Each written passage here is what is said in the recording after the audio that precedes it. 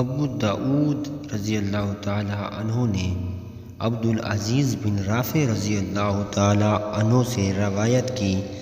کہ فرماتے ہیں حضور صلی اللہ علیہ وآلہ وسلم دن کی نماز عصر ابر کے دن میں جلدی پڑھو اور مغرب میں تاخیر کرو۔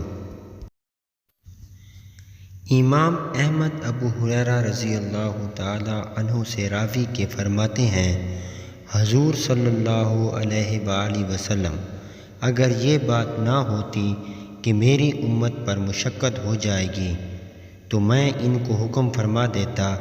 کہ ہر وضو کے ساتھ مسواک کریں اور عشاء کی نماز تہائی یا آدھی رات تک مؤخر کر دیتا کہ رب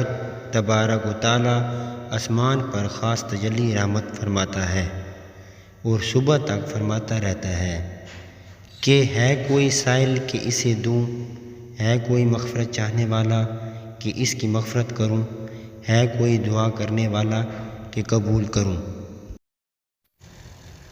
طبرانی اوسط میں ابو ہریرہ رضی اللہ تعالی عنہ سے روایت ہے کہ فرماتے ہیں رسول صلی اللہ علیہ وآلہ وسلم جب فجر طلوع کر آئے تو کوئی نفل نماز نہیں سوا 2 رکعت فجر کے۔ بخاری مسلم میں ابو سعید خدری رضی اللہ تعالی عنہ سے راوی کے فرماتے ہیں حضور صلی اللہ علیہ وآلہ وسلم بعد صبح نماز نہیں تاکہ آفتاب بلند ہو جائے اور عصر کے بعد نماز نہیں یہاں تک کہ غروب ہو جائے۔ صحیح میں عبداللہ ذابی رضی اللہ تعالی عنہ سے مروی فرماتے ہیں حضور صلی اللہ علیہ وآلہ وسلم آفتاب شیطان کے سنگ کے ساتھ طلوع کرتا ہے، جب بلند ہو جاتا ہے تو جدا ہو جاتا ہے، پھر جب سر کی سیدھ پر آتا ہے تو شیطان اس کے قریب ہو جاتا ہے، جب ڈھل جاتا ہے تو ہٹ جاتا ہے،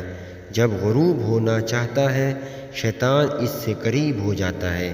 جب ڈوب جاتا ہے جدا ہو جاتا ہے۔ تو ان 3 وقتوں میں نماز پڑھو۔